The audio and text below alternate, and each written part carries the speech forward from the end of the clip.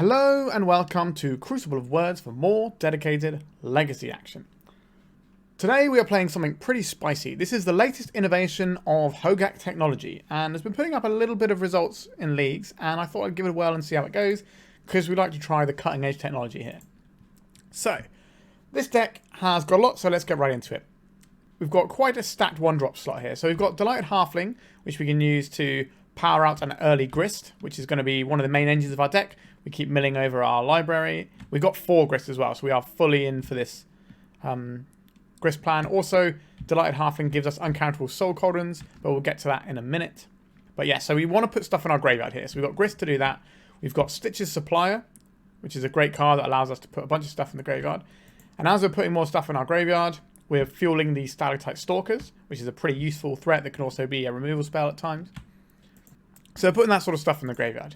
And we've also got this Grief, which triggers our Stalactite Stalker. It's another thing we can chuck in the bin, so keep doing these sorts of things. We do have Reanimate, so we are running a sort of scam package here, but we haven't got Trolls or anything either. Then we have Entomb. Now you may have noticed we don't have any like Archon of Cruelty level cards. We're mainly using Entomb as a sort of tutor of putting things in the graveyard, which obviously, you know, that's what the card does, but we're not trying to bring back the things that we're necessarily putting in the graveyard via Reanimates and stuff. You know, we're trying to find, quite often it's going to be like Hogaak just so we can get our big threat down, or failing that, it's going to be something like this Phyrexian Devourer. Now you may be asking, what is the point of this Phyrexian Devourer? So it's a 6 mana 1/1. When its power is 7 or greater, sacrifice it. Has an activated ability of exiling the top card of your library and putting X +1/+1 counters on this, where X is the exiled card's mana value. Now what we're going to do is use this Soul Cauldron. So this Soul Cauldron allows us to exile creatures from any graveyard and put a +1/+1 counter onto a creature we control. Now we can exile any card, but if we exile creatures, we get the counters. And then we also get the added bonus of creatures with +1/+1 counters on them that we have, get the activated abilities of all creature cards exiled with it. So we exile this Phyrexian Devourer, then all of our creatures with +1/+1 counters on, we can just strip cards from the top of our library and make them big enough to kill in one shot. So that's pretty interesting. Also, the really interesting thing here is we start putting Grist activated abilities, because this is a creature when it's not on the battlefield. So we exile this from the graveyard, under the Cauldron, and then all of our creatures get Planeswalker abilities as well. So we can start milling more, we have loads of removal to hand, and we just have this awesome engine that we can just kind of expand on as we go. I definitely played some Soul Cauldron on the channel before, and it's pretty tasty. Now we also got this Hogaak that we're trying to reanimate, so having like cheap creatures that we can tap to do so is really important. And Orcish Bowmasters, aside from just being a really good card anyway, this is 2 bodies, which means it's the perfect amount of creatures in one card to reanimate Hogaak, because you can't pay the black green cost with anything other than creatures. So we need to tap some creatures for it, and Orcish Bowmasters is excellent for doing that, as well as, like I said, doing all the things we want. Our mana base is pretty interesting here. We've got 1 forest and a few swamps, but what's really interesting here is we have 2 Bayou, but 3 Underground Mortuary. So wherever possible, we want to be milling ourselves. So we've got a land that helps us do that now, and we can find that with our Catacombs, Rainforests, and Marsh Flats. We do also have 1 Dryad Arbor, which is a thing we can fetch out that helps us cast a Hogaak, as well as being a creature that we can put counters on for Soul Cauldron. Allows us to turn our creatures into mana dorks as well, and it also can get counters on from Soul Cauldron and do some beatdown. So yeah, lots of really interesting synergy. It reminds me of a deck we played a little while ago that was like a 3-color version of this. It was like a Sultai, but it was doing a lot of the same things using Emery. This feels like it might just be a bit of a cleaner way of approaching that. So I'm excited to get to it. Our sideboard is very simple. We've got some graveyard hate. We've got some hate for the decks are playing a lot of creatures in one turn, namely goblins. We've got 4 generic removal spells in Assassin's Trophy, so whatever we need gone, we can get it gone.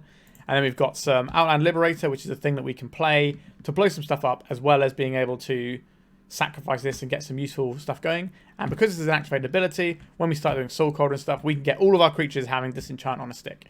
Pretty tasty. And we've got a couple of Veil of Summers to round us out. I think the sideboard, you know, this feels like an early draft of a sideboard where all the matchups haven't necessarily been matched. We've got all these tools that are useful, and then that can sort of be figured out down the line. All right, enough is enough with this. Let's just jump into some games. Remember to like and subscribe, and let's get Hogaak in. If you're looking to play Legacy on MTGO like me, why not try Card Hoarder? They're a rental service that I personally use, and I found them better than other rental services that I've used in the past. So why not give them a try? Alright, welcome to round 1. We're on the draw for this one, but we can do fetch land into Stalker, into Bowmaster, and just go from there, really. We've got a Cauldron, which isn't going to do the most right now, but if our opponent looks like they're going to be doing some reanimation stuff, we can always play this and have some natural graveyard hate going on in our deck. Right, I think we'll keep this one. 1 drop, 2 drop, 2 drop. And then at some point we can play this. We're going to need a few more cards in our graveyard. We can put 3 cards in there. So we are getting towards Hogaak already. And it doesn't take much, just 1 Stitches Supplier and we're away. Right, our opponent kept on 6. They're playing a basic swamp. Are we going to get scammed of some description? Everyone's doing it these days. Mishra's Bauble, interesting. So this could be Mono Black Saga Storm is my initial thought on this one. Which our hand is not going to be great against, if I'm being honest with you. We kind of needed the grief section of our deck here, but even so, that's probably going to be too slow here. Our opponent could just go off. So there's going to be a Beseech the Mirror. So I'm going to sacrifice this Mox Opal. They get Gaia's Will here, so they've got 5, 6, 7, 8, 9, 10. So this should be exactly lethal. I suppose they need to... Wait, no, they don't... So they do 3 mana here, and then what? They've messed this one up, right? They're not going to have Mox Opal doing its thing here. Because this doesn't have Metalcraft. No, I think our opponent's just made a mistake here. Interesting. Alright, our opponent made a mistake and scooped. I will take that because this matchup looks horrible for us. So, Veil of Summer is useful. Leyline of the Void is useful because it actually interacts with our opponent's stuff. These Outland Liberators can be useful. So, what... We obviously want to be doing our grief thing. I think the Grist thing might be a bit too slow here. If they've got some kind of... Empty the Warrens line, we might want to have these so we can pump out a bunch of creatures. I think we're better off replacing these with like Outland Liberators and stuff like that. So we've got 5 more slots to find. We don't have any wastelands that we can trim on. If we're making this sort of cut, we probably don't need these Delighted Halflings as much, and our creatures are more likely to stick around. We want to have maximum like grief scamming type stuff. We can probably trim on something like a Cauldron, because we're kind of just going to win with pieces here. Although I do like having the... Let's get rid of one of our Bowmasters here. Because we kind of want the Cauldron. If we can get our combo up and running, that's just a way that we can just say no and we win the game. So Stitches Supplier into Stitches Supplier isn't really what we need for this game. We need things like Grief and things like Veil of Summer. Alternatively, we can just have all of those things, and that sounds pretty good. Alright, I will be keeping this one. So the Leyline of the Void will stop them from being able to get the easy turn 1 via Gaia's Will line. We have to decide what goes back here. It's probably the Soul Cauldron for now. Although Soul Cauldron is pretty good with Stitches Supplier. Do I want this Veil of Summer more than I want... Like, if we mill the thing... I guess we're supposed to get rid of this Veil here. Like, we're not really holding it up. Now, this could be a bit of an issue for us, but we've shut down some of their stuff, and we're going to take a peek at their hand with our Grief. We find a reanimation spell, we get to ping the Grief off again. A Thoughtseize. So they can't take our Grief because we have 2 of them. But we might be able to... Like, they can take us off of something. Okay, so they decided to just leave us with the Grief and Stitches Supplier. That's fine by me. So we draw and see how that changes things. A Misty Rainforest. That can get an Underground Mortuary for next turn. I think we'll cast Grief, exiling Grief here. A Duress and a Wishcore Talisman. We'll take this Wishcore Talisman. So it does look like a Saga Storm to me. Okay, so we're going to get ourselves a Bayou here. Deploy this Stitches Supplier. Let's pop our graveyard out because it's a really important zone for us. Soul Cauldron. Bowmasters. Nothing really of use there. Our opponent's probably going to play the Urza Saga and Duress this last card out of our hand, but it's not a thing they can take, so that's fine.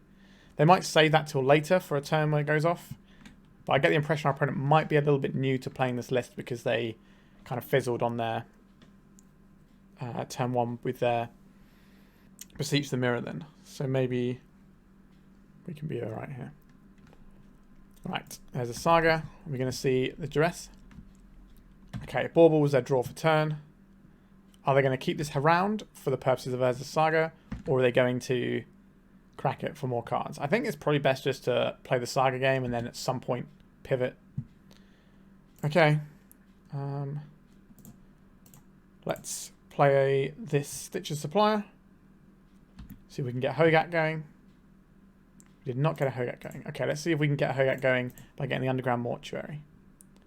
We did not. So we'll put this. This is a mill 1, but we may as well just mill 1 and have this. Alright, so we can attack for 1 here. Not an impressive amount. Our opponent does get to start cranking out the Saga tokens soon. They are likely to need this Ancient Tomb to crank them out though, so it's not going to be free life total wise. If we can stick Hogaak, it's probably going to be big enough to tangle with what they got going. You can see Ancient Tomb here. We are.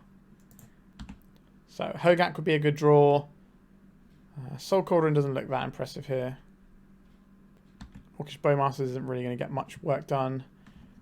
We can bring back a Grief. Is that what I want to do here?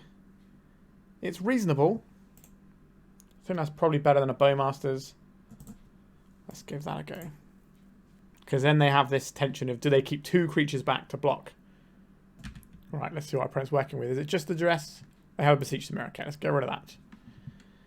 And we can attack with a Stitcher's Supplier here. Or we can hold them back on blocks. I think it's probably best to hold them back on blocks and we can start pecking away with our Menace creature. Because if we block with a Stitcher's Supplier, we get a chance to look for a Hogaak. Does our opponent have any Graveyard Hate? These decks tend not to really run that much. Like, they're generally the aggressor in most matchups. So they have things that they can pivot off with, like the Shadow Spear, for example, is something they might want to be going for. But they could have a piece of Graveyard Hate here. It's not impossible. We didn't really see what we were doing last game anyway, so we're going to have some relatively large creatures here. Lion's Eye Diamond. Okay, so they've not got a Shadow Spear type card. Or at least they don't want it here. They want to have some access for potential combo. Alright, we actively want our Stitcher's Supplier to die, so get in the bin and put some cards in the graveyard. Let's see if it can find us a Hogaak. It did not, but Soul Cauldron is now a very good draw because the Outland Liberator.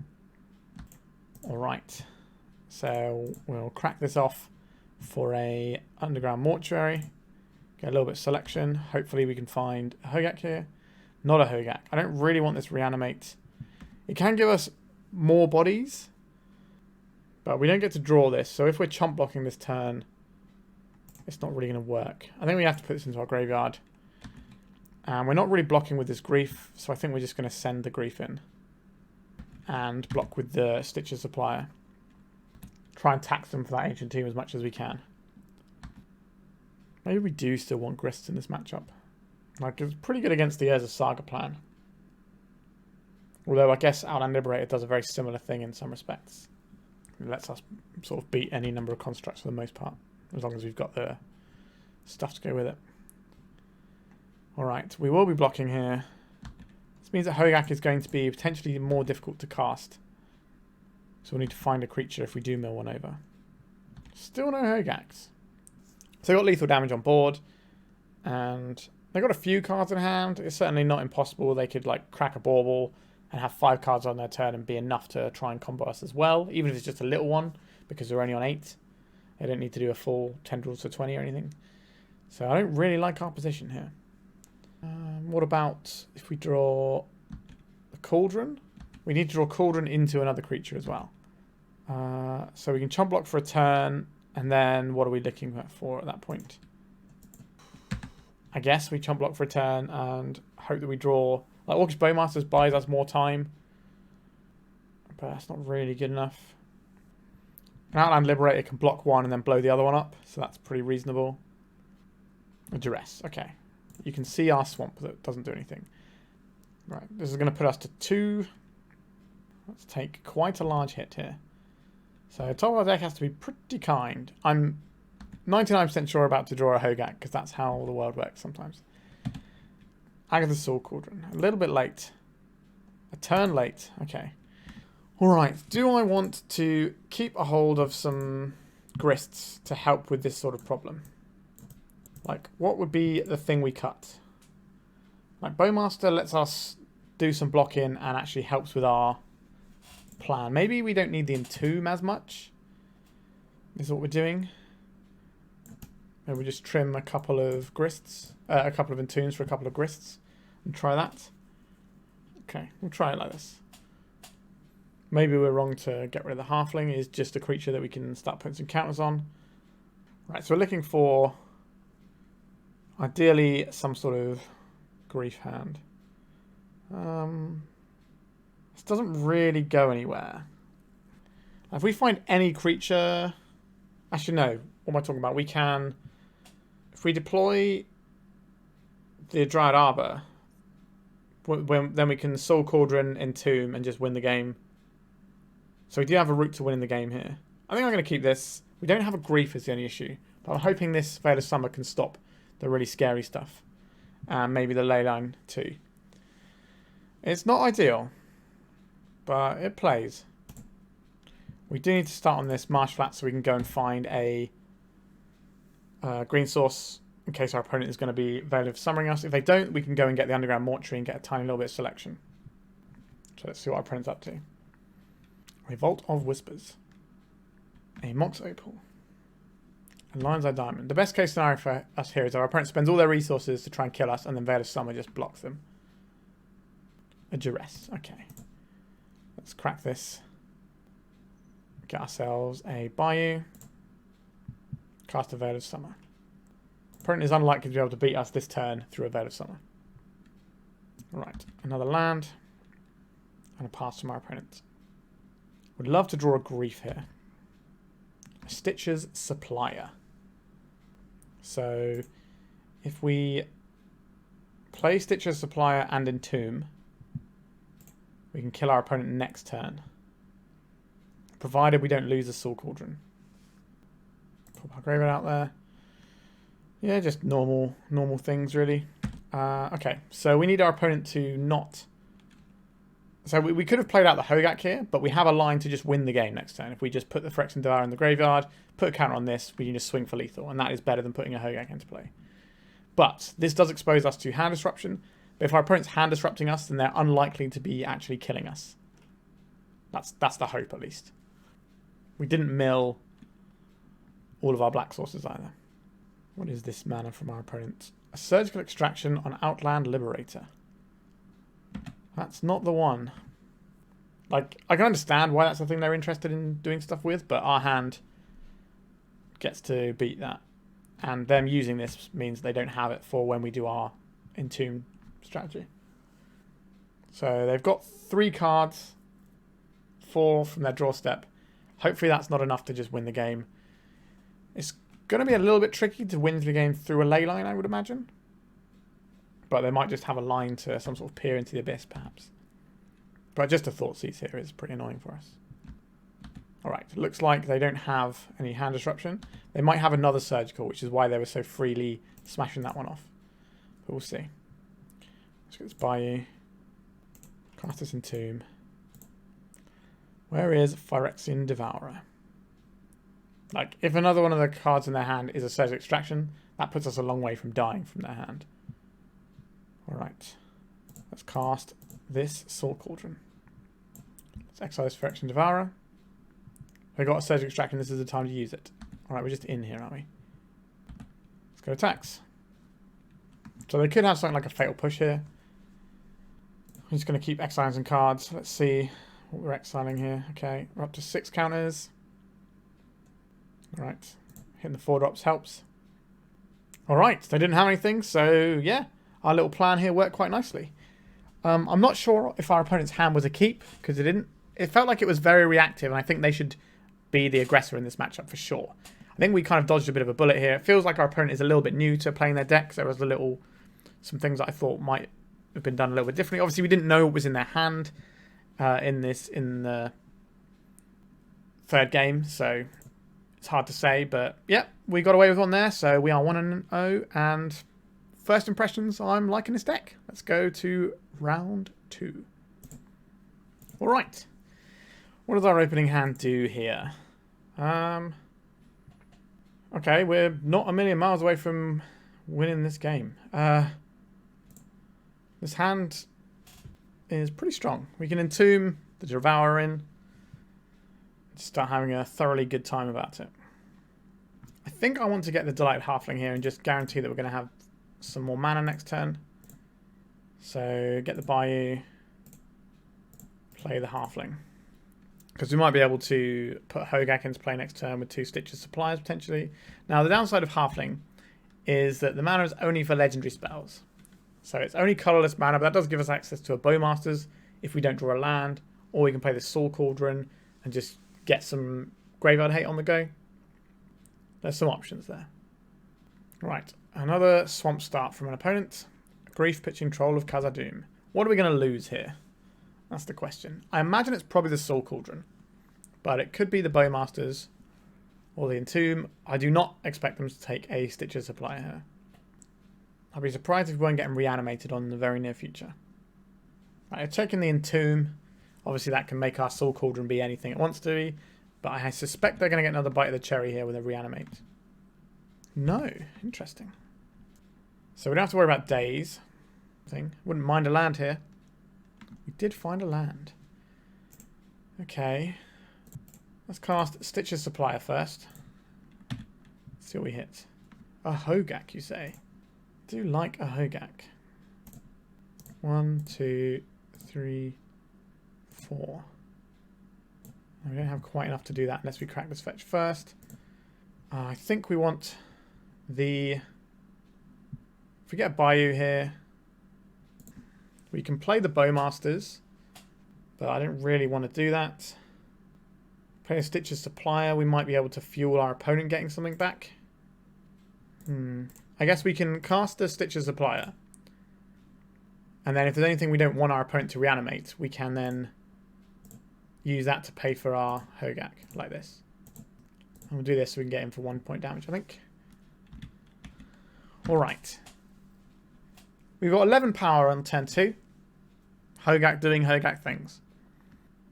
Our opponent was waiting there. I'm curious if they got... Okay, they do have something. An Entomb of their very own. Alright. So this line definitely punishes us for not casting Agatha's Soul Cauldron. So they're going to get an Atraxa here. Or an Archon of Cruelty. Or are we going old school and chucking a Grizzlebrand in there? What is this? The Dragon. As long as in the command zone or the battlefield, dragon spells. Whenever one or more dragons you control attack, draw that many cards. You may put a permanent card from your hand onto the battlefield. Okay. Be honest, not sure I've seen that card before. It's very much a commander card, so. Okay, let's see if we get Dragon. They can have something like a Shallow Grave and just chuck this right into our grills. And Exhume. Okay. It's pretty big. I wonder what permanents they have that are going to wreck our day. Phyrexian Devourer. We can't get this into the graveyard. Which is unfortunate. We don't have the mana to Bowmasters and Soul Cauldron here. Because we can put this Grief to pump up one of our creatures. But then we won't have enough to Bowmaster. If this was the land, that would be different.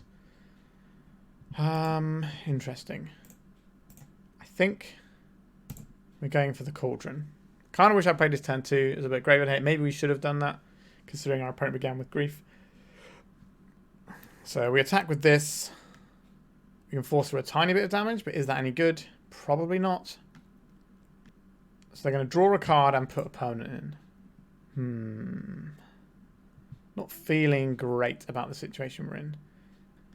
If we attack with these two, if we mill into Grist, we can take out this dragon. This doesn't have ward, does it? Or something? No.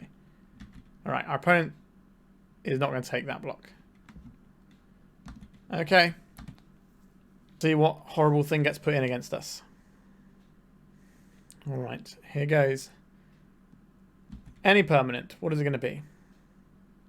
Atraxa. Okay, that's not the worst. It's not great, obviously, but... Alright, a bunch of stuff. So there's multiple masks in there. So I can't get all of those.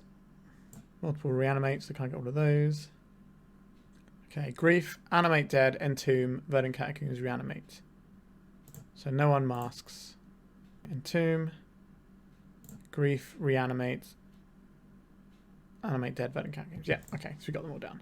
Okay. We're going to take a hit for 10 here, but we have the ability to win the game, potentially, if our opponent decides to grief us and takes the wrong thing. Not a great shout for us.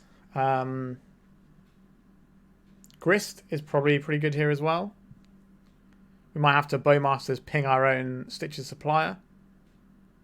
See if we can find a Grist, and then we can take out both of their creatures. Entomb. Okay. You can Entomb. If you try and do anything with it, we will just Soul Cauldron it away. Archfiend of something. That opponent loses life equal to the life they've gained this turn. Right, I would like to exile this. Opponents can't gain life. At the beginning of each end step, each opponent loses life equal to the life lost. That, okay. I think we'll put a counter on our Hogaak here. Go on, grief us and take this Devourer. What are they getting back? They're reanimating a Grief. Sure. What would you like to take? I imagine it's just the Bowmasters here, which stops us from being able to ping our Stitches Supplier. But they might not know. They know. Okay. Alright. Stitches Supplier. This is a pretty good draw for us. This gives us Grief as a line. Sorry, not Grief, Grist. Did not find a Grist there. Guess we attack with our Stitches Suppliers. Do we attack with our Hogaak here? No, it's got a counter on it. We want to keep it around with a counter on because they could just trade off the Attractor. They should just take this damage, but they might go 7 life. That's quite hard to pass up. Nope, our opponent does not want to do that. Alright, our opponent isn't giving us an inch here. If we'd have just let out on this Cauldron, we would have been alright. What is this? This doesn't have any activated abilities, does it? No. So don't get anything off of that. And they're just going to swing through in the sky and beat us. Alright, that was unfortunate. That game was very, very winnable for us, but we didn't win it. So there we go. So we have these ley lines. I think these veils are probably relatively useful. How do I feel about Halfling here? Is that really where I want to be? We need to be a little bit careful with what we're putting in our graveyard, but we are... Like, our things aren't necessarily that good for our opponent to reanimate. Is Orcish Bowmasters where I want to be? Our opponent isn't drawing extra cards by the looks of things. They're just like a straight up mono black reanimator. So maybe we trim these. These do give us 2 bodies for Hogaak though, which is real for sure. I'm not big on these Delighted Halflings. So we try something like this. We've got Grist to remove creatures once they get into play. I don't think we're going to go down the Force of Despair line. Sure. Let's give this a whirl. Okay, we can grief our opponent. Maybe get like a big monster out of their hand and then reanimate it. That seems like a worthwhile way to begin the game. I would have liked to Leyline, but grief with reanimate to either take 2 cards of theirs or to really jam them up is where I want to be, I suppose. Let's pitch this Stalactite Stalker. Our opponent's F6 here. Let's see what our opponent's up to. Grief, Reanimate Dead, Dark Ritual. Grief, Animate Dead, Dark Ritual. So none of this is really that good. So we'll take out their Animate Dead. Then I'll play this one so we can save our fetch land for next turn. Let's reanimate our Grief. Take their Grief. And pass. So next turn we'll make a Stalker that's going to start growing. And we can basically empty our hand next turn. A Swamp from our opponent. And a Lotus Petal, sure. They're just playing these out, or have they actually got to play a Duress? That's going to be a swing and a miss. Right, we have perfect information on our opponent's hand, and it doesn't do anything at this moment. They need 2 cards before they can do something really scary. Agatha's Soul Cauldron. Well, well, well. That is the best thing we can play right here. Sorry, Stalker. We need to get our graveyard hate down. Alright. So our Stalker might not get to grow, but it's fine. We've got their graveyard covered for a single reanimation spell. We can obviously just clean this grief up if we want to. A Stalactite Stalker of their very own. Right, we know our opponent's cards in hand here. They could crack this Lotus Petal to grow it. They don't want to do that. Right, let's exile this grief and grow our grief. I like the situation we're in, but our opponent could have some sort of weird pivot. Okay, we just win the game now instead. Cool. Let's Entomb for Phyrexian Devourer. Let's take out this Phyrexian Devourer. Put a counter on this guy. Go to attacks. This has Menace, so it can't be blocked. Let's start devouring. Let's see what we show them off of our deck. So far, nothing too exciting. Grist, okay. That's one they didn't know about. How big is this now? 17. That is our opponent's life total. Our opponent can Dark Ritual to shrink this. So let's make it a little bit bigger. 24. That'll do. Alright. That was pretty effective. Our opponent hasn't seen the Leyline, so that's also useful for us. I think we just roll in and try and keep a Leyline hand. On the play, I think we can. There's more keepable hands for us, but on the draw, we probably just need to mull to Leyline. Like they're a mono black deck, so they're going to have to do something like Feed the Swarm. It'll be one of their few answers to Leyline, and they can just, you know, hard cast a grief and that sort of jazz. But Stalker will never grow if we have a Leyline, so we're having a good time. Our opening hand does not have a Leyline. It also has very little play to it, so we're just going to send this one right away. This one doesn't have a Leyline, so we're going to send it. This one does have a Leyline and some other cool stuff. We'll keep this. So we don't want the Devourer. Do you want the Entomb, or is that for later? Do you want the Entomb? Do you want the Delighted Halfling? The Delighted Halfling can kind of sit there and attack. We're relatively likely to draw more lands. I don't want us to get in a situation where we don't have lands. Like, the Delighted Halfling is very likely to tap for mana this game. Opponent doesn't have a lot of removal from what we've seen. So, are we throwing a land back? Or keeping the Entomb? Because if we have the Entomb, we might just be able to win the game out of nowhere. Alright, I've convinced myself. We're on the draw as well, so maybe we're going to get some more... you know, we're going to get a couple of draw steps to try and hit a land here. We do have the mana to do everything. We have a turn 3 kill with this selection of cards. Provided they don't have a blocker. Alright, so they're going to have a 1-1 that will never grow. That's fine. Unmask. Pitching Gix. Okay, so they've got like some mid-rangey stuff going on as well. I like this card. I've never really seen it do anything, but I like it. Alright, I've taken our Soul Cauldron. That's fair. Right, Stitcher's Supplier is a pretty good one. I think we are still getting this Bayou down though. And getting this Delighted Halfling. It just means that we might have more options if we draw something like a Bowmasters. Did we cut our Bowmasters? We did cut our Bowmasters, right? We did cut our Bowmasters. But we have a 1-2 and our opponent has a 1-1, so not a bad situation to be in. So our opponent probably has things like Dowthy Voidwalker in their deck if they just got this sort of mid-range plan. Alright, another 1-1 for 1. Are you going to attack? Yes, because we can't block because it has Menace. Fair enough. We have to be careful with what we mill with our Stitcher Supplier because our opponent can just... not quite the mana to get this going, which would be lovely. Right, so we're going to play this one out. If we mill a Hogaak, we can't actually reanimate it right now. We've put a grief into our graveyard that our opponent can reanimate, which is annoying. Are we attacking with our 1-2? I don't think we're blocking here, so I guess we are attacking. If we can draw a land, we can get this Grist going. And that should be pretty good here.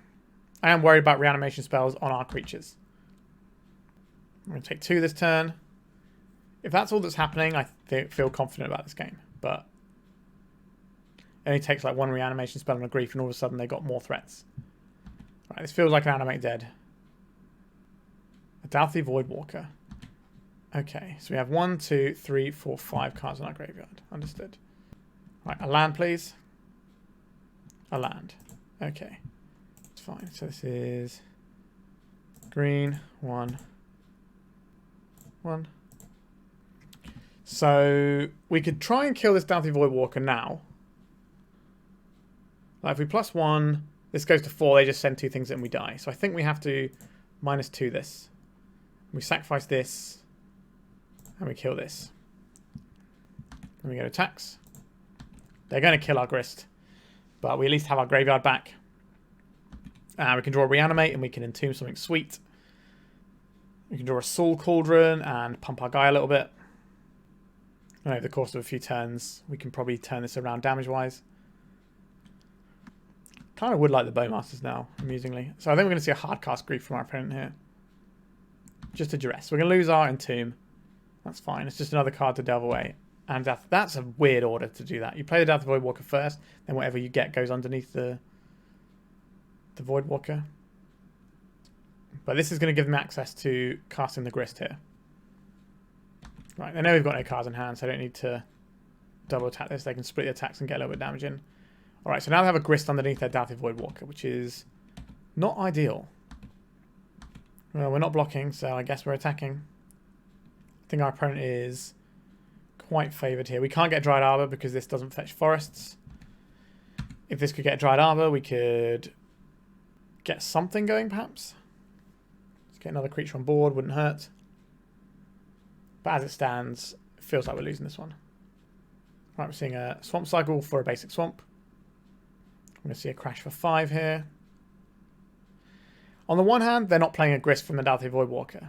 But on the other hand, you know, we're taking a large chunk of our life total. So, right, a Bayou, that doesn't do anything here. We attack for 1. What is our solution to this problem? We can't cast. They're reanimating our Grief, sure. That's just giving them additional pressure. Like, it does take some life total off them, but they've got 4 evasive threats right now. Okay. I think we're going to crack our Marsh Flats for our Surveil land and hope that we can find something here. Not really sure what we can have in this situation. Like, Grist is not good enough at this point. A Dryad Arbor. That's another creature. We can double block this, but then we still die. So this has to go into the graveyard. / the void. Right. A swamp. We got nothing here. Yeah, our deck just didn't do anything in that game. And the first game, if we'd have played out the Cauldron to play around graveyard stuff, I think we would have been all right. I think we should probably be able to win this matchup. It just didn't quite fall that way for us. I definitely think if we'd have played out the Soul Cauldron, maybe we're supposed to do that after we see the Grief line and we see an open mana. That is definitely something we should be looking out for in terms of like an Entomb in our end step sort of thing. So, all right. Unfortunately, we lost that one. I think if I was to play that game again, I'd probably do it differently though. But you live and learn, first time with the deck. Let's go to round 3. Our opening hand for this round seems all right. I'll keep this one. So, do you want to start on some sort of Stalactite Stalker nonsense, or do you want to go for the maybe we get to kill them on turn 2 plan? Yeah, let's go for the maybe we kill them on turn 2 plan. If we hit the Devourer. We did not hit the Devourer. Okay. But we have some options for next turn. Cauldron or Stalker or Bowmasters. Stalker is probably the weakest of our plays for next turn. Okay, Chrome Mox from our opponent. Something sketchy is going to happen against us here. What was that? Squee. Okay. So this is mono red and they've got some graveyard hate, you say. Understood. Okay, the Cauldron not looking so hot right now. In that case, we probably want to attack with our Stitcher's Supplier. And then I guess we want to filter our graveyard a little bit here. A Grief. Is a Grief good enough? And next turn it can do some stuff. But we're a little ways off of casting this. I think we're just going to put it into the graveyard. Then we'll cast this Stalker that's going to grow in our end step. And then we'll have 3 power. Yeah, this turn 1 unlicensed test from our opponent is not the kindest to what we're trying to accomplish. But obviously we played the Stitcher Supplier, so we kind of asked for this a little bit. We did say, this is going to be good against us. Why don't you play this unlicensed test in your hand? And, you know, unlicensed test is a very common card at the moment in the Red Prison decks because, you know, graveyard decks are everywhere right now. A Fury, you say? They're going to crew their hearse with this, maybe? Alright. Accrue the hearse and get in for a little bit of damage? No. Okay, they're just going to keep attacking our graveyard. Another hearse. Yikes. So our Cauldron is never going to do anything here. That's what you're telling me. A Reanimate. That's not a useful Magic the Gathering card right now. If we cast a Soul Cauldron, our opponent will eat our 2 creatures. And then save their other activation for the Reanimate. So we're just going to play a Dryad Arbor and try and crack with Dryad Arbor and Orcish Bowmasters. Is this the best plan I've ever had? No. But it's the one we've got.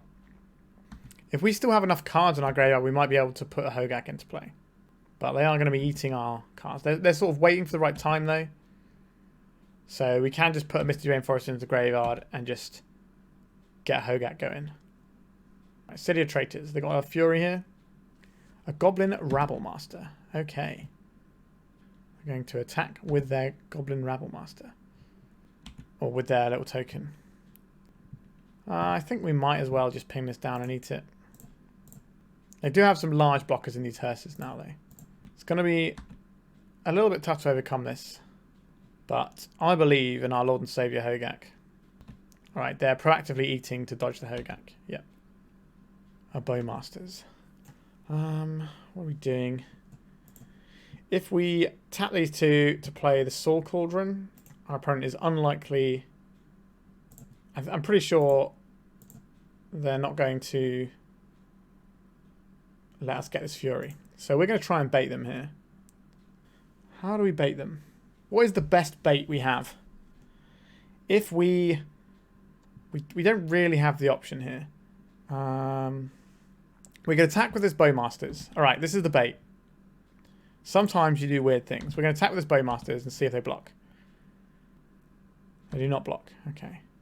Right. We're going to try and exile this Bayou. And see if we can get some action off of our opponent's hearse. Alright, they're not falling for it.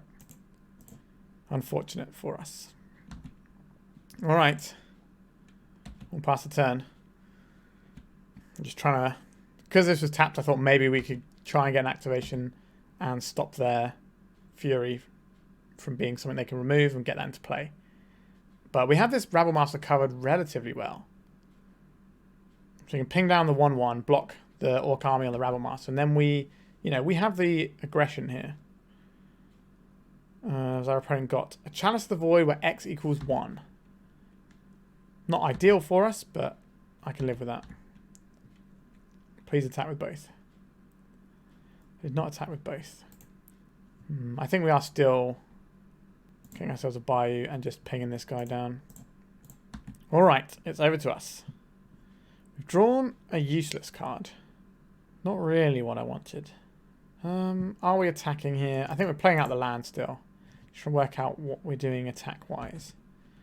If we attack with this, we can double block the Rabblemaster. I think we'll try and force for a little bit of damage here. That's not going to work because they're just going to activate the hearse. God, that was a terrible attack. What am I doing? Yep.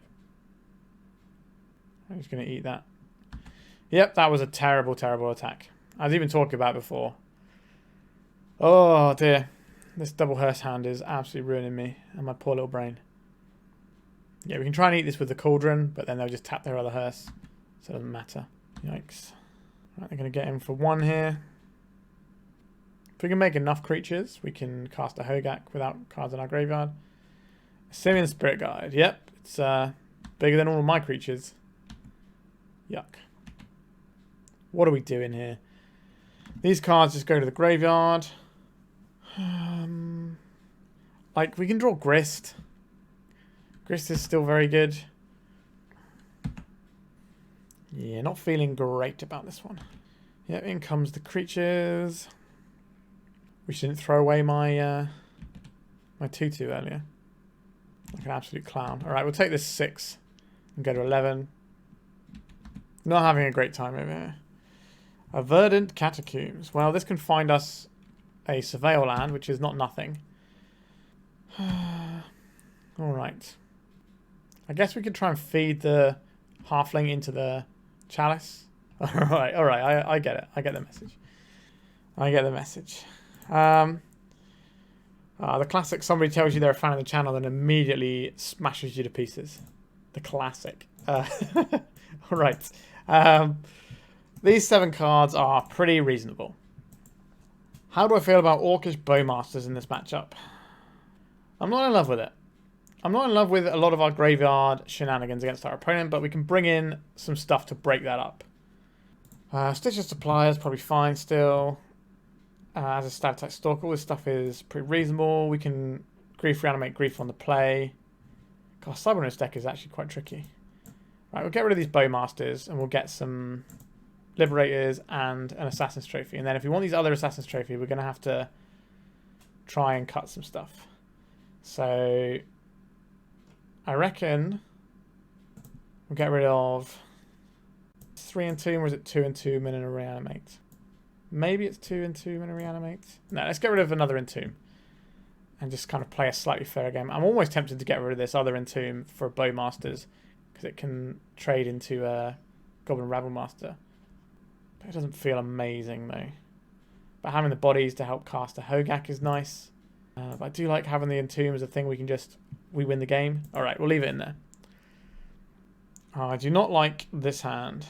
It's already a mull, so we might as well go to a natural 6. What are we doing? What are we doing? We can play this Delighted Halfling into a Grist. That's pretty good. We don't have a black card to pitch to our Grist, unfortunately. Sure, we'll keep this. We'll bottom this Devourer and hope that we draw a land and can just play a turn 2 Grist. The Delighted Halfling does have the interesting impact of being able to let us play through a Chalice if they somehow put a Chalice on 3. Or a Chalice on 2 for our Cauldron. Let's see here. An Unlicensed Hearse. Yep. A little bit rude, but our opponent's going to do things that stop us, so. An Entomb. Interesting. Interesting. We could grief our opponent, or we could play out this Cauldron. So this kind of gives us a little bit of fight against this hearse. And we can play this Mortuary, because we want to play our land for turn, a Bayou. This can go into our graveyard. That's not really what we're about here. And then what we can do here is we can play this game of chicken, where if they ever tap the hearse, we can just do an instant speed Entomb and then make an infinitely large guy. Well, not infinitely large, but significantly large. Now, if they play a Blood Moon here, that's not going to be amazing for us. A Rabblemaster. Okay, I can beat Rabblemaster. Stitch's Supplier. We could pitch this to the... If we pitch this to the Grief, we can then end of turn try and get this and then go through the Grief that way. Or we could just play a Grist here and just start ticking this up. I think it's going to be hard to go wrong with the Grist here. Let's plus this. Okay, Reanimate. That doesn't really help us. Are we griefing our opponent right now? I kind of don't want to grief our opponent till we can then Entomb in response. Like we can Retomb after they Unlicensed Hearse. That feels like a better play for us. But if they've got a Fury, we can't really afford to let that happen. So I think we do have to do this. Fury is just too good on this board. Broadside Bombardiers. That's similarly good. So let's say no to that one. Now we get to play this game of Hearse Chicken. Right. So what we can do next turn is... Well, at the end of turn, we can try and crack the Soul Cauldron and force them to Hearse. And then we just get to untap and Entomb into Devourer if we want to. So where are all these lads going? Okay, this is going at Grist. This is going at Grist. This is going at Grist. They don't want us to have the Grist, do they? Understood. Right, and they're going to do anything in the second main phase. They might just play out a Seeming Spirit Guide here. It's pretty good. We can definitely bait out the Hearse activation by targeting the Grist. It's a case of will our Phyrexian Devourer creature get it done. Shatter Skull Smashing on both of them. Ah, okay. That's a little bit rude. So I'm going to It's broadside. Go for this broadside bombardiers. So this will leave the grist in our graveyard. So if we find a creature, we can then grist. Because they're going to have to remove these to kill our creatures. Alright. Right, if we find a creature, we can give it grist abilities. And that's going to be pretty tasty for us. Creature. Not a creature. Okay. If we put out this land. We probably want to take this grist now while we know we can get it. We don't have like a creature that we can entomb for. It does anything here. Alright. So we're going to die in pretty short order, I would imagine. Another Rabble Master off the top. Yikes. Yeah, our opponent is clowning us pretty hard here. Oh, unlicensed hearse. I haven't done the maths, but this is a large number. We don't get to do anything about it, so we just take it. Okay. We're going to find here. A Marsh Flats. This can't even fetch our Dryad Arbor. So we got absolutely smashed to pieces there. We're just sort of catching the hate that's on all the Rescaminator decks at the moment. We're just... yeah, we got absolutely clowned on there. We did make a mistake once by attacking into the hearse, but we were absolutely so far behind there it didn't really matter. But it's still important to point out when you make a silly error like that. All right, we are 1 and 2. Let's go to round 4. Now, this hand doesn't really do anything, right? We can have some 1/1s that won't grow. We can have a Bowmaster, which is fine, but like our deck's way more powerful than that. Here we go. This is what I mean. Our deck is way more powerful than that. So we keep this, and then we pitch one of these suppliers. Our opponent's mulligan to 5 cards, so I think our turn 1 grief is going to be pretty good.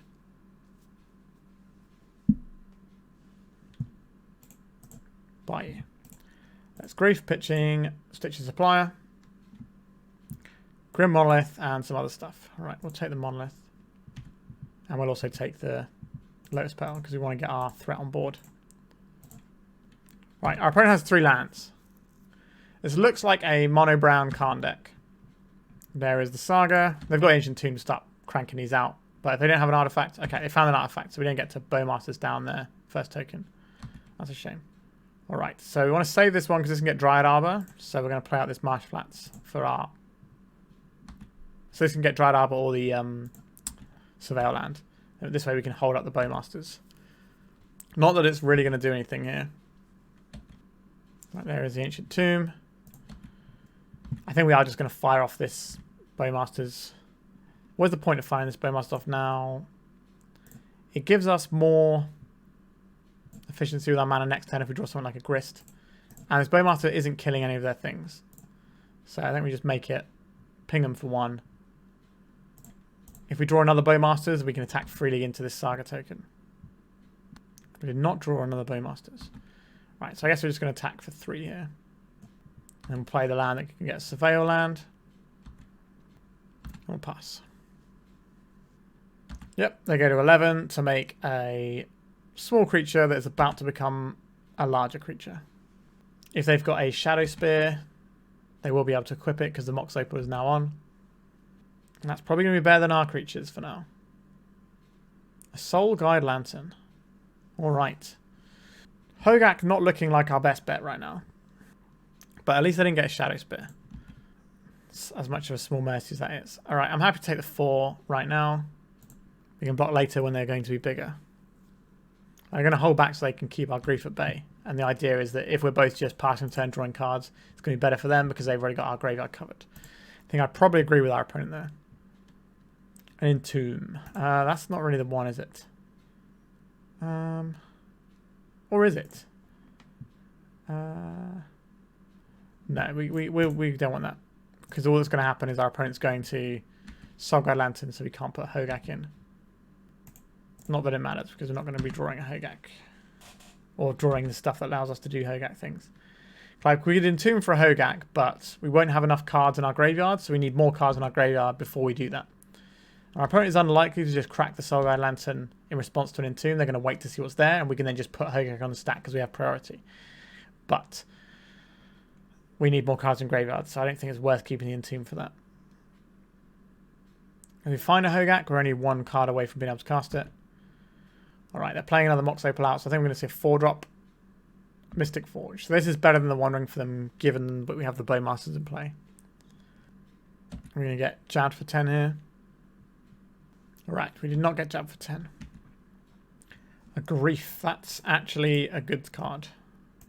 1, 2, 3, 4. Let's see what you're working with, opponent. Absolutely nothing. Great. We need that. But we did want the 3-2 body. So this gives us 2 menace threats. So we can force through 3 damage next turn. One of our Greaves will die if we do that, though. But maybe that'll be okay, depending on how this turn plays out. We do need to watch for like the key that makes their creature unblockable, because they can just make a large construct, make it unblockable, and then we can't really do anything. So we might need to block this turn if they do attack. We can now cast a Hogaak, though, because we have 4 creatures and 3 cards in our graveyard. The One Ring. Okay, not great in the face of Orcish Bowmasters. Yep, so I do get 1 here. We will ping our own Orc army. It will grow at the same time as it takes the ping, so it'll become a 2-2. Grim Monolith, sure. So they're not taking damage from Ancient Tomb because of the One Ring. Ancient Tomb is damage, not life loss. Or paying life or whatever. Alright. They did not want another Urza's Saga. That's interesting. I guess it's kind of slow at this point. Because it'll be 2 turns. And they can probably just win before then by just spamming cards on top of their library. Alright, they're drawing an extra card with their Solgar Lantern. That's going to grow our Orcish Bowmaster token again. Also shrinks their construct slightly. Is it time to attack? Our opponent is thinking about it. Right, they decided against it. Understood. A Marsh Flats. Well, we can get Surveil Land off of this. I don't think we're doing anything other than passing the turn here. We can force through possibly 6 damage. Alright, so they get to draw. So, sorry, they get to gain a life and then lose a life off the One Ring. So that's kind of neutral due to the Inventor's Fair. But they can start drawing some more cards and our Bowmaster can start doing its thing. We do need to decide where our Bowmaster pings are going. Because if we go upstairs to their face, that's pretty good. But if they're going to draw 3 extra cards this turn, then we can ping their construct and maybe we can get a block in if they do attack. Alright, Manifold Key. That's the thing I didn't want to see. This gives them a 2-turn kill. Because they can just make their guy unblockable, swing, make their guy unblockable, swing. Now they might want to just do 1 big hit so we can't crack back because their life total is under a little bit of duress given the amount of creatures we have in play. Now we do have 10 damage face up right here. Right, they're just untapping another artifact. Okay, so not going to be unblockable this turn. Right, they're sacrificing their Inventor's Fair. This is going to be a Walking Ballista. A Paradox Engine. Well, that's pretty good too. So we're going to untap a load of stuff, but we will get a bunch of Bowmaster triggers that we get to pepper around. But they will just be able to make a bunch of artifacts and then try and Manifold Key us out. Alright, there's the Paradox Engine. So if they play any spell here, it's going to untap all of their permanents. Doesn't look like they're going to be drawing cards with the One Ring. They're just going to stick to Mystic Forge stuff. So now we just have to sort of wait for our opponent to kill us. And there's another copy of the One Ring. So we don't get to ping them with our Bowmasters. Sure. So now they can start tapping this other One Ring. So we'll put 2 onto one of their constructs here.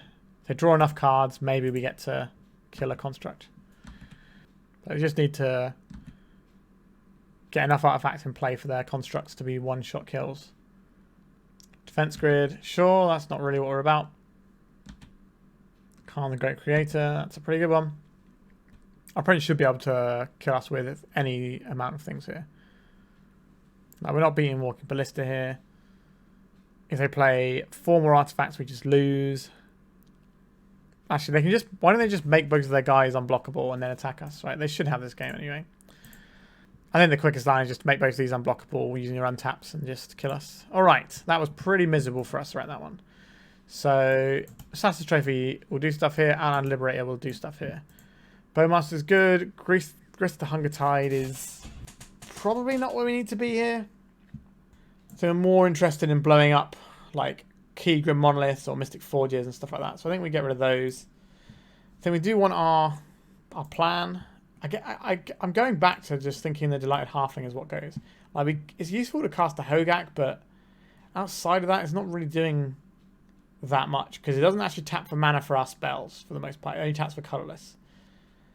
Alright, we'll try this. And we're not trying to play Grist anymore.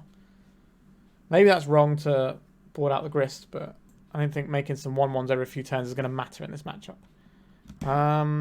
Okay, we can Entomb, Reanimate, and do some stuff on turn 2. Sure, I think this is bad, but acceptable. Like, I'm not really sure we have the tools to beat just the One Ring doing its thing a lot of the time. Now we can go and get ourselves a Orcish Bowmasters, if you think that'll help, but I'm not wholly convinced. But we can make a 2/2. Then next turn we can Entomb, grief our opponent's hand and try and take out the piece and hope they don't just have 4 mana on turn 1, because they don't always have 4 mana on turn 1. Quite often you'll see them just play a good monolith and pass. And that gives us an opportunity to take out the payoff spell. Maybe we can survive long enough, use an Outland Liberator to blow up an important part, and just pressure them down. Because we are running the Cauldron, we don't really get the opportunity to run anything like a Collect Roof or a Null Rod, which is the sort of thing that you really need to win this matchup a lot of the time. Unless you've got counter spells, really. Which we don't have. Our discard is relatively universal, but they've got a lot of redundancy in their deck. Alright, let's crack this for a Bayou. Let's play a 1/1 that will become a 2/2 at end of turn. Alright, opponent, what are you up to? Alright, Lotus Petal off Ancient Tomb, Basalt Monolith. Okay. Into Voltaic Key, pretty good.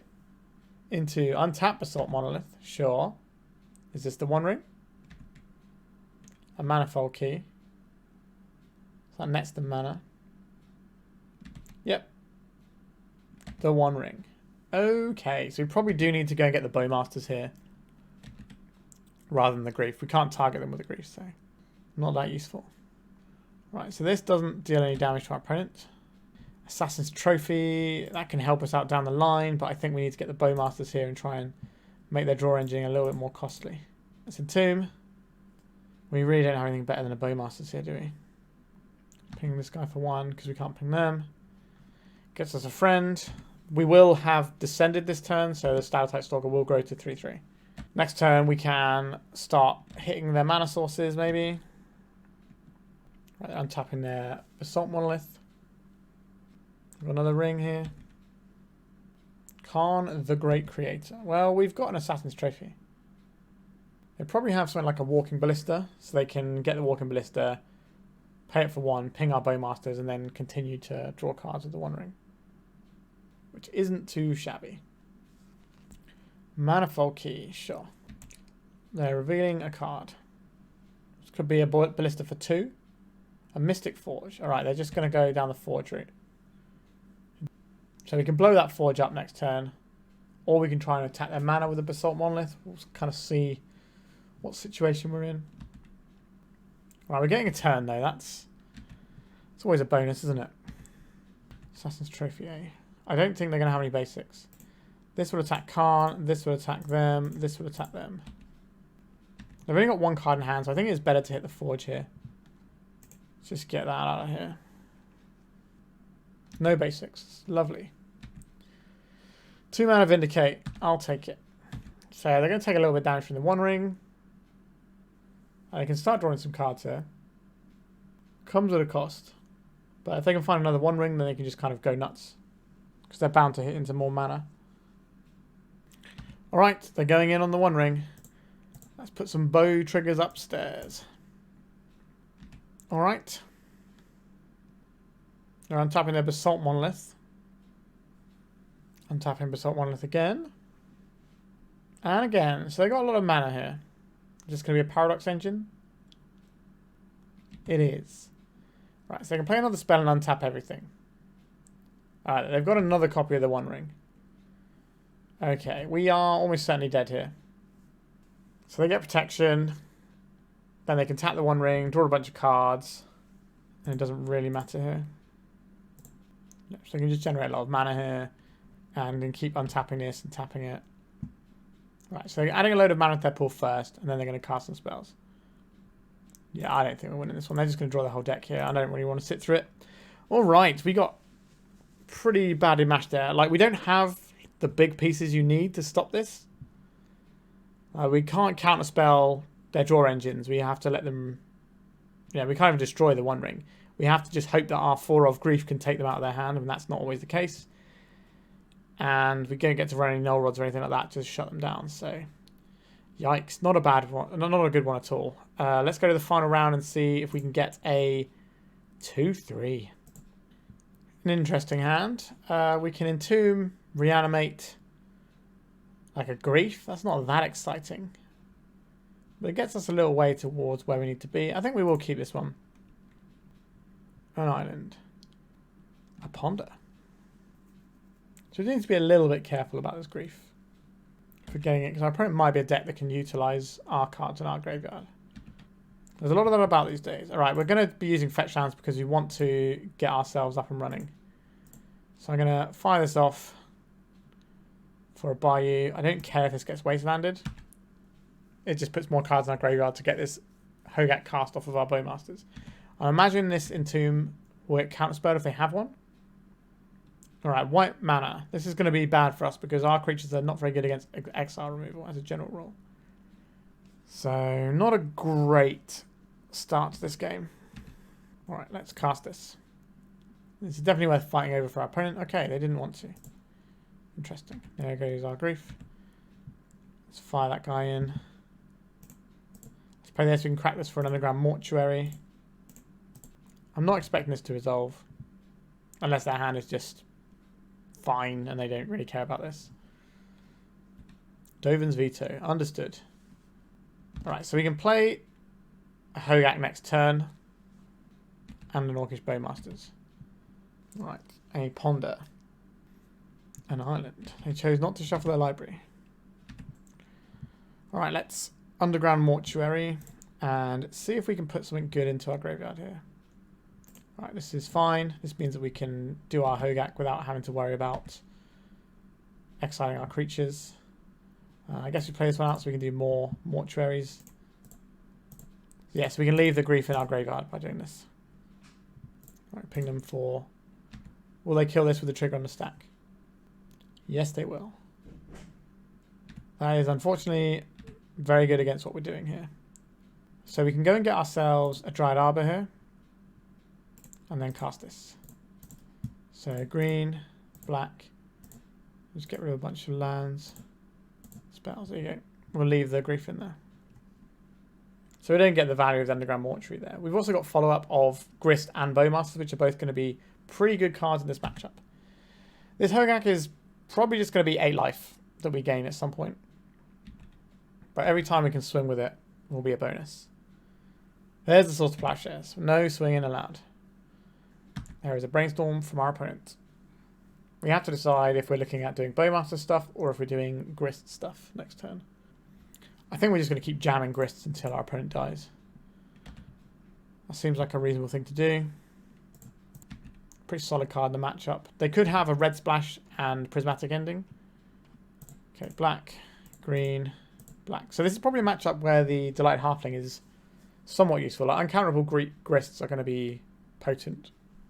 Alright, we're in. Let's make a little 1-1 friend and stock up our graveyard again. Alright, opponent, it's up to you. They're just going to terminus us here? No. Okay, that's good. Flooded Strand. Let's just keep making guys. Let's go to attacks. They can jump scare us with something here, but it's not the worst. Venser. Wow's its trousers. I don't see that guy every day. We're going to bounce. Our Orc Army, sure. I'm going to blocks here. And then we can try and Orcish Bowmasters after blocks. Pin this guy down, finish him off. Alright, we're going to crack this for an Underground Mortuary now, because if we find a Hogaak, we can put it into play. Did not find a Hogaak, we found a Grief. I wouldn't mind an evasive threat. So we'll leave that on top. Alright, we've got this Grist ticking up. We've got 4 power in play, which isn't too shabby. It's quarter of our opponent's life total. Venser. That's a blast from the past. Do I want to play this now so we can see any tricks our opponent has? Yes, please. I don't mind committing to the board because the Grist is kind of going to do some stuff for us regardless. If they wrath our board, it's just mainly getting rid of tokens for the most part. Hardcast Force of Will, sure. That was our opponent's trick. Let's mill a little friend. See if we get a... We want to do this first before we attack in case we mill a Hogaak, because then we don't want to attack with all of our guys. In case you were curious. Alright, so I can dome our opponent for 4 with the Grist activation. So we're getting close. Try when they're playing it tapped rather than cycling. That suggests that they want a red mana source, maybe. Or they have like another Force of Will up. Alright, nope. They're off it. Okay, blue-white control. What are we supposed to do about blue-white control? We could bring in some Veil of Summers. That is an option. To try and force through some spells. But honestly, I think we're probably just going in as is. I don't really know what else we want here. We haven't seen enough from our opponent's deck to make us think we want anything else. Like they're playing kind of Magic from a few years ago by the looks of things. A simpler, better time, perhaps, instead of all these horrible fire design cards, maybe. But, yeah, I think we're probably just going to go back in and see how it goes. Like, obviously, Hogaak isn't very exciting into loads of Swords to Plowshares and stuff. But we don't really have anything that's much better than that, to be honest. And they do have to Swords to Plowshares or they're going to get wailed on by a massive yacht. Like, they're not playing loads of colours, so Outland Liberator is not going to be sniping out Leylines or anything. So... I think I'd rather have more threats than have like a Veil to try and force through a threat, especially when we already have the little guy that makes things uncounterable. This hand is slow and not very interesting, but we can just go and get a thingy on turn 1. I don't really like having the Devourer in hand. That is an issue. I think we're going to mulligan this just because Devourer in hand is so bad. Well, this hand is unplayable, so this hand is fine. We'll keep this. Goodbye, Phyrexian Devourer. Interesting. Some interesting choices here. We've got 2 draw steps to maybe hit a land. Do I want to grief, pitching grief, so we can still have it in Entomb? No, I think we're just gonna... We can grief pitching Entomb if that's going to be what's working for us. Right, there is a basic mountain and a Dragon's Rage Channeler. Okay, our opponent may be more aggressive deck than we originally thought. Let's play this one out. So let's pitch with this. Let's see what our opponent is up to. Now we can also give our opponent some delirium early by picking apart their hand. Okay, so we're going to take this surgical extraction here. And we will reanimate this little friend. Do I care about Pith Needle or Jace the Mind Sculptor? Jace the Mind Sculptor can be annoying down the line. It's also a blue card. Pith Needle is probably going to name Agatha's Soul Cauldron. But right now that's not an issue for us. I think we take the Jace. So our opponent is pretty close to having their Dragon's Rage Channel online. If they can't get it online this turn, though, then we should be winning the race. Now, obviously, that changes just to a single Swords to Plowshares or whatever. Volcanic Island. They didn't see the Soul Cauldron. So they could just name Grist with this, which would be worse for us, I suppose, than the Soul Cauldron. Alright, Pithy Needle. Let's see what they mill here. I'm surprised I didn't cast this first to see what they mill, because maybe they can get in a Jabbin for 3 if they play their Flooded Strand. They find a sorcerer or a creature here, and they've kind of missed on having 3 damage this turn. Okay, they wouldn't have got it. Alright, this is going to name Grist, I imagine. Over to us. A Stalactite Stalker, you say? I'll play a Stalactite Stalker. I'll play this Misty Rainforest. I'll attack for 3. And I think I'd rather have an Underground Mortuary than I would a Dryad Arbor here. It's not completely cut and dry, but I think we want the Mortuary. A Delighted Halfling. I think the time for you is gone. Get in the bin. Alright, so our Underground Mortuary can trigger our Stalactite Stalker next turn if we want it to. And we're just kind of racing with a good amount of power. We're just doing the sort of boring scam thing here rather than the fun stuff our deck can do. Right, they're cracking this Flooded Strand. Right, they're just playing on non-basics now because we didn't show them Wastelands or anything like that. Teferi Time Raveler. Okay. If they bounce, we will kill this. They mill the Terminus. That gives them Delirium on their Channeler. Right, they're going to bounce our Stalker. That's fine. Alright, I think we... Underground Mortuary first. Agatha's Soul Cauldron. What does that actually do for us in this situation? Like, it's an interesting card. It can give us +1 damage. That's not really where I want to be. I think we're just going to put this into the graveyard. And we're just going to be attacking our opponent fairly. I don't want to get this to fairy done. Let's play this Stalactite Stalker out. It'll grow to a 2/2. Right, so we've got 5 damage. That's was actually going to be a 3-turn clock here. Our opponent's got a 4-turn clock. But they might have something like Fourth or Lingers, which can just hit the last points out of nowhere and finish us off. I imagine that is one of the reasons they're playing red. So they're kind of playing like this big deck with Terminuses and Force of Wills and things. And Jaces and stuff. But then they've got these Dragon's Rage Channelers, which seems like an interesting combo. Alright, so we can take some damage here. An Orcish Bowmasters. It's not an unhelpful one, is it? Right, so we attack here. Alright, we've got some action. What action is this going to be? They've got 1 card in hand. Is it a plow? Snapcaster Mage as a chump blocker. That's A-okay with me. I guess I can get this the Surgical Extraction if they want to. Right, let's just kill the Snapcaster so it can't block. Our opponent can't block there. Alright, so this is 3, 6, 7, 8. So we need 2 points of damage here. 3, 6, 7, 8. So we need 2 points of damage. If we get a Dryad Arbor, that's 1 point of damage. So a Soul Cauldron will do it. If we get... we can't get the Dryad Arbor, can we? Because it's Marsh Flats. We've had this several times. Okay, so we just want this Underground Mortuary. Oh, yes. Oh, yes. That's what I'm talking about. Boom. Let's hope they don't have a lightning bolt. Alright, so the other option there was not to play the Bowmasters and try and use Stalactite Stalker to kill our opponent. They both have to attack. They've got lightning bolt here. They've shown us white removal, so I'm not really sure they have lightning bolts. But they might do. Alright. We managed to get that one. So we finished with a 2-3 at the end. Not the best record. If we look at our actual matches, so we had a 2-1 win, a 2-0 win, and then we lost 0-2 a couple of times against some matchups that felt pretty difficult. Like, just Unlicensed Hearse absolutely crippled us in the mono-red matchup, and the Mystic Forge Karn deck, we just don't really have the tools to beat that. Like, sure, if we have like a turn 1 Grief, Reanimate, Grief, that's good, but then that's all we have. Can we realistically mulligan to that all the time? And we could maybe have like, you know, that turn 2 hand that was like, we can get a Bowmasters going and blow up some of their land, some of their mana sources and things with Assassin's Trophy. Like, that was a fine hand. But yeah, it's a little bit awkward.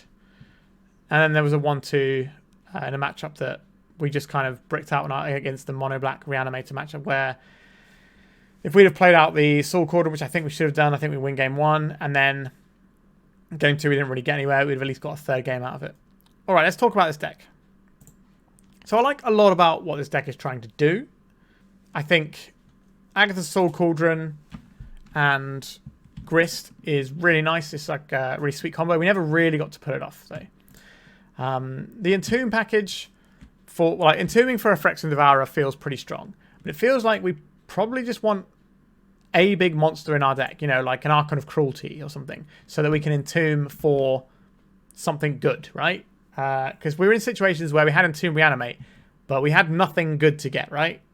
We were just sort of like, I guess we get a Bowmasters or whatever, or we're getting a Grief just to manipulate our opponent's hand. I don't think this deck would suffer at all if we added one Archon of Cruelty to it.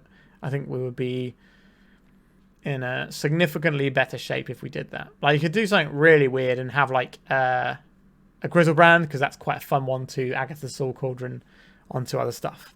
But I think probably as Archon of Cruelty, because that also gives us removal for big creatures, which is, you know, pretty useful. We do have Grist that can clean up some guys, but a little bit more of that sort of effect to happen. Obviously, Atraxa is also fine as a thing. We can just go get the Atraxa and put that in, and maybe that would make our Delighted Halflings potentially better. Being able to actually cast our Atraxa off of these could be useful in the really weird, long, grindy games. But this kind of brings me to my second question. Why is Delighted Halfling in the deck? Like, it's a 1-mana guy, so it can help us do like an early Hogaak or whatever. It can accelerate us into a Grist. That's pretty reasonable. Turn 1 Halfling, turn 2 Grist is a fine curve. Against fair matchups, at least. But it doesn't tap for any of our colours. It only taps for uncounterable Agatha Soul Cauldron mana or mana for Grist. That's it. Even tapping it doesn't actually make it uncounterable when we're doing a Hogaak. So this doesn't really do a great deal for us, in my opinion. Now, yes, it's a 1-2 guy that doesn't get pinged by Bowmasters, but it does feel like this slot could be something better. I just wasn't particularly enthused by having this Delighted Halfling kicking around. Like, the Stalactite Stalker into like Grief and Grist and stuff is a pretty reasonable beatdown plan that we executed in a few games. Stitcher Supplier is obviously just Hogaak's best friend. Always likes to fill up the graveyard. There is a new card, I think. It's like a 1-mana... Maybe it's a 1-mana 1-1 in green that does like... that mills you a little bit when it comes into play. Or is it Surveil? I can't remember. It's something from the new set. The Markov Mana set or whatever it is. Yeah, I can't remember what the card is called now and exactly what it does. But somebody was telling me about it in Standard and it sounded like it was potentially a playable card if you're trying to do this sort of strategy where you're milling yourself a little bit. So maybe that would be better than the Halfling. I'm just not really convinced that Halfling is a fit for this deck. As much as I like Grist, and as much as I think playing an uncounterable Grist on turn 2 is pretty good in some matchups, it's not quite what it once was. Again, the format has sped up since Grist first reared its head. But what I will say is I'm a big fan of decks running 4 Grist. I think this card is just a really good engine, and so many people just leave it as like a one-of that they can tutor for, when a lot of the time I find myself just wanting it in play a lot of the time, and it's just such a good card, and I think having it as multiples is really nice, and the fact that we get to make all of our creatures Grist with the Soul Cauldron is very tasty. I think you could definitely tinker with this sort of shell. Like, I think the Hogaak, Stitcher Supplier, Grist, Soul Cauldron plan with like a Phyrexian Devourer, that's not that many cards. So like, what, 16 cards, and there's a lot of other stuff you can put alongside it. I think Bowmasters should probably go alongside it because it's 2 creatures, so it's perfect for bringing back Hogaak because you can just get that going nice and easily. But I've thought about trying to run like a Jund build using the Goblin Engineer instead of Entomb. So you have that as your Entomb thing, but then you can also have some other useful bullets to Entomb for, like a Phyrexian Dragon Engine or whatever. And there's probably some other sweet things you can find with Soul Cauldron that are good with Soul Cauldron, or that you were just happy to bring back anyway. So I am interested in trying to innovate on a Jund version of like this sort of core theme here. And I'll probably do that in some coming weeks. If you've got a list that you're already playing, by all means send it to me, because, you know, it makes my life a little bit easier. And I'm interested to see what you've got. And I think that deck could probably run a Broadside Bombardiers, perhaps, which is a good way to throw Stitcher Suppliers for a little extra value. Just keep the board clear. Throwing Hogaaks is incredible. Grist gives you lots of creatures you can throw for shocks. And it just gives us this like board control element that I felt that we were lacking in this game, in these games. But again, that's another thought. This deck has put up 2, maybe 3 5-0 finishes. So it clearly has legs, and we definitely saw the powerful end of what it can do. You know, the games that we were doing really good stuff, we were absolutely crushing. But, you know, turn 1 Unlicensed Hearse, our deck just has to play fair. And against a lot of decks, we're not going to win because we don't have, like, Grist is kind of our, let's try and play fairly, and this can kind of carry us. But in the face of, like, all these Furies taking out our board and these Goblin Rabble-Masters and stuff, we're just not going to get over the finish line if they've got the turn 1 Graveyard Hate. So we are kind of taking a bit of splash damage from other things in the format. I will also say that I don't believe we should be running 4 Marsh Flats. I think we should be running more Misty Rainforests here. Like, I think it should be a 4-2 split the other way, because there was lots of times where I was like, oh, I can get Dryad Arbor here. Wait, no, I can't. And I think getting the Dryad Arbor is actually quite crucial in this deck sometimes. And we do already have 3 swamps here. And most of the time we are fetching Bayous or Underground Mortuaries anyway. But Misty Rainforest fetches both the Mortuary and the Dryad Arbor. I don't even think our deck necessarily needs a basic forest. Like, if we're basically just playing green for Delighted Halfling and Grist here. And I think Grist is good, but I'm not convinced about the Delighted Halfling. So maybe we need to tinker the deck around a little bit more and give ourselves some different tools to work with. I'm definitely going to have a look at this one and try and rebuild it. So maybe next week you might see a different build of this. I've also got some other builds of new cards and stuff that I'm working around with too. So I'm going to try and not spam you with too much of the same, but I think there's a lot of space here that I would like to play around in. And sort of graveyard decks are very much my sort of jam. I'm a big fan back in the day of Dredge and all sorts of things. And I used to have a Hogaak deck for Legacy before it kind of fell off. And I've still got a bunch of Hogaaks kicking around somewhere, so if I can find a nice way of cracking it, maybe I will return to playing it once more. Alright, I think we're done for today. Let me know what you think of this one. Let me know if you have any ideas about how you would like to innovate or some cool stuff we can do. I do think that the Goblin Engineer is potentially going to be an upgrade over Entomb. Like, maybe we're not even an Entomb Reanimate Grief deck. Maybe this isn't where we want to be. Like, obviously this is very powerful and did win us a bunch of games. So there's no denying that. But I think if we want to lean more into the synergies, maybe we can do. And try and do something else that way. Like the Agatha Soul Cauldron Goblin Engineer deck that already exists is pretty strong. So maybe we could, you know, smash these two together and get some beautiful unholy union between them. Alright, sorry. Another little thought there that distracted me from saying goodbye. But once again, thank you so much for watching. Remember to like and subscribe. I really do appreciate every single one of you. And goodbye. If you'd like to support me in the channel, please check out my Patreon. It has a free guide to budget turbo depths as well as 3 tiers of support. A low cost one that enters you into my monthly raffle for a free donation deck on the channel. A mid-tier subscription that gives you access to my detailed turbo depths guide that is updated every month as well as regular articles.